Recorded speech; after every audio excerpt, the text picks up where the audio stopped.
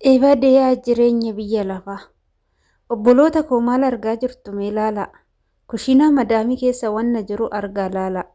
Ani dhugaa rabbii kana argee tanan guyyaa guutuu gibbii kana sodaachan oole. Waaqayyo bichaan nu haa eegu malee biyyoonni Arabaa waan isaan gabbaran kana manatti hin gabbaru bara. Dhugaa rabbis hin jira ijoollee yoo akkana jedhan sobasse gaafa ija kootiin argu garuu baay'ee nan kirkire keessa darbee nan kirkire jechuudha. Dhugaa waaqas hin jira waaqayyoon bichaan nu haa eegu waaqaa gaditti garuu obboloota koo wantoota akkanaa mana madaamii keessatti argitan taanan wantoonni akkanaa ilbiisonni minaaminni mana isaanii keessa wanti akkanaa keessatti wanti akkanaa jechuudha. Ani maqumallee dha'u dhugaa hin argitu waan ta'eef sirriitti beektu. Innaa wanti akkanaa mana madaamii keessatti ni mul'ata yoo ta'e koongumallee mana san itti buuftanii hin hojjetina. Narrifadhee dhugaa akka nan kirkiraa jira.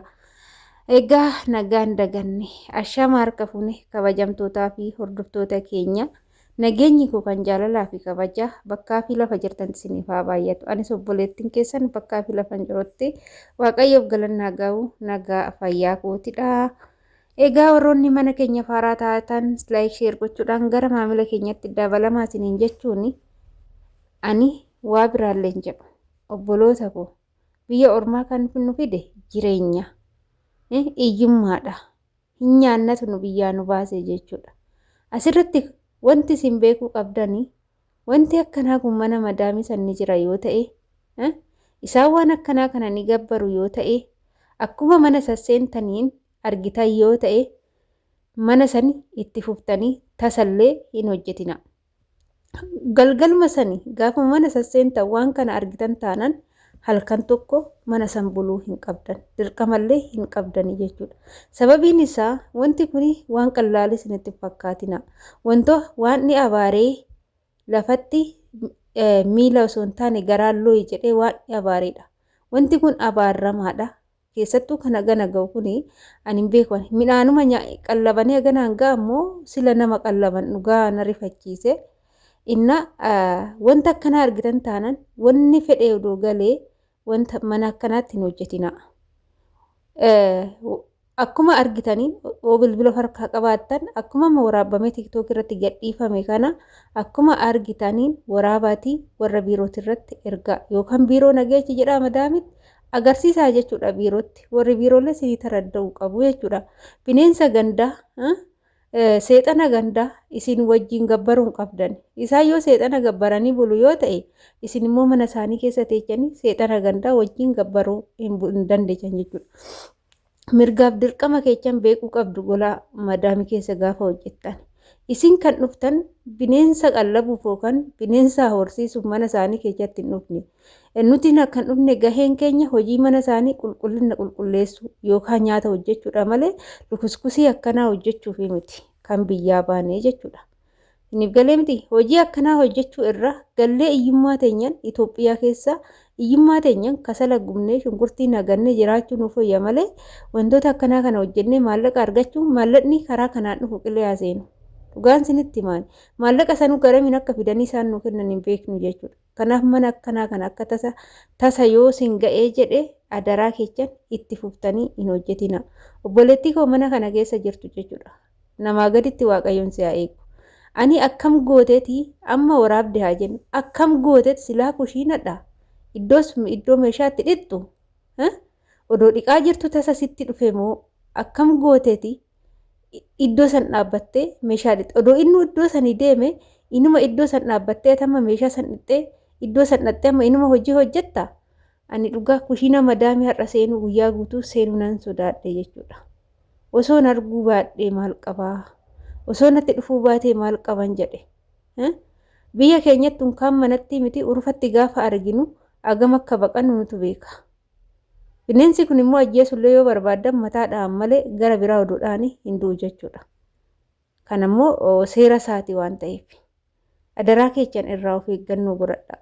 Ani gizee tokko jara kana wajjin jechuudha. Ijoolleen Alxaayiif jirtan Saa'udii kana keessa Alxaayiif magaalaa jedhamu naannoo Makkaatti dhiyaata. Naannoo san warroonni beektanii jara kiyya wajjin iddoo san dhaqee ture jechuudha. Iddoo sanitti bineensota garaagaraatu jira. Naannoo bineensotaati. Achitti daawwannaa iddoo bineensotaa wajjin deemne jechuudha jara kiyya wajjin. yeroo wajjin deemnu achitti shiboodhaan itti haxiramee jira. Ani maaliif akka ta'e hin beeku biyya keenya tani naannoo bineensotaas dhaqee hin beeku waan kanas ni qallabu ta'ee hin beeku hin argine Itoophiyaa keessatti jiraachuus yoo danda'e hin beeku jechuudha. Wanta kana garuu hin balaleeffate Itoophiyaan.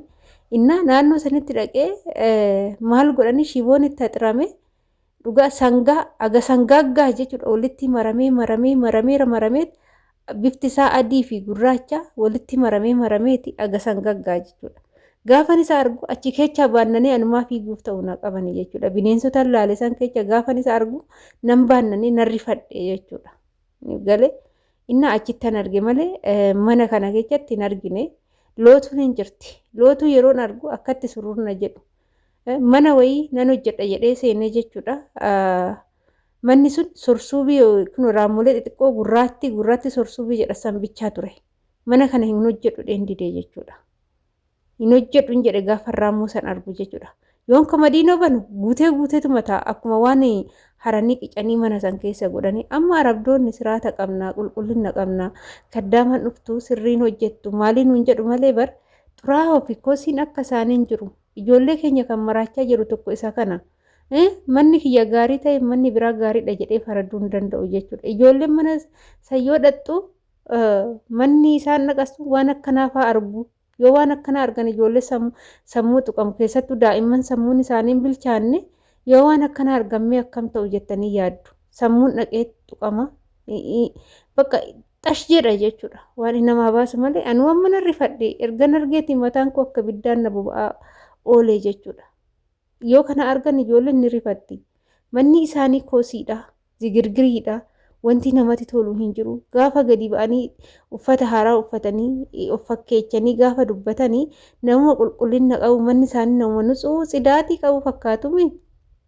Garuu isaan dhumni isaanii kosii ana jedhame jechuudha. Sababa kosii isaaniitiif ijoolleen teenya dhibeerra bu'anii rakkoo keessa galanii. Manni isaanii hojjetamu misgaanaan qabu. Kotonni isaanii jala xiqqooshii wanti tokko yoo kototaa'e raammoon bakka itti dhufu hin beekamu. Ani biyya akkanaan argine biyya raammoo fi ilbiisaan guutamte jechuudha. Kanaaf ijoollee teenya kan mataa nyaatee mataa dhukkubsee irriba dhoggee makaraa gochaa jiru tokko isa kanaa jechuudha. Hundaafuu obboloota koo waaqayyoon sinaa eegu. Wanti akkanaa kun yoo jiraate mana iddoo akkanaa hojjechuun dirqama qabdani jechuudha. Inni galee hojjechuu dirqama qabdan. Wanni fe'elee odoo galee maaliif jennaan hundumtuu gahee mataa ofii qaba. Saraatinyaa takka yoo fide waan akkana hojjechiisuuf miti. Warri biiroollee sini taradda'u jechuudha. Yommuu ta'uu dide mana akkanaa hojjechuurra biyya keechan galuu filadhaa malee hojii akkana fokkataa kana hin hojjetinaa isiniin jedhaan. Kuni maal abboo waan nama nyaachuuf ta'u fakkaata iyyuudha waan namaa baasu malee ani dhugaa waan natti uttaaleen seeyyuu dhugaa isiniin jedhaan. Ani akkamitti jabaattetu bira dhaabbatte kaameraa san waraabde obboleettii koo dhugaa rabbiin arrifadhe waan namaa eegu namaa gaditti waaqayyoo qofa qabna. Siniin jedha hordoftoota kiyya. Ani dhugaa biyyumti Arabaa jedhame kun nus keechaa gallee odoo mucuq jedhee cufamee bar biyya keenya keessatti gadi jennee hojjennee nama ta'uu ni dandeenya. Sababii biyya ormaa kun banaa ta'eef namni sachi keechan taa'u biyyuma araa kana yaada malee osoo biyyi kun cufamee namni hojjetee numa jiraataa iyyummaan homaa miti siniin jedha. Egaa viidiyoo kiyyammoo asumarraa nan goolaba. Turtiin wajjin gootaniif ulfaadha galatoomaa siniin jecha hanga viidiyoo biraatiin walitti deemti mana kana laayik sheer godhaa obboloota koo waan gochuu qabdanii fi waan gochuu qabne gola madaamii keessatti adda baasaa sirriitti beekaa siniin jechuun affeerraa kootiidha. Kana fakkaata siniin jedha hanga viidiyoo biraatiin walitti turtii gaarii baay'ee.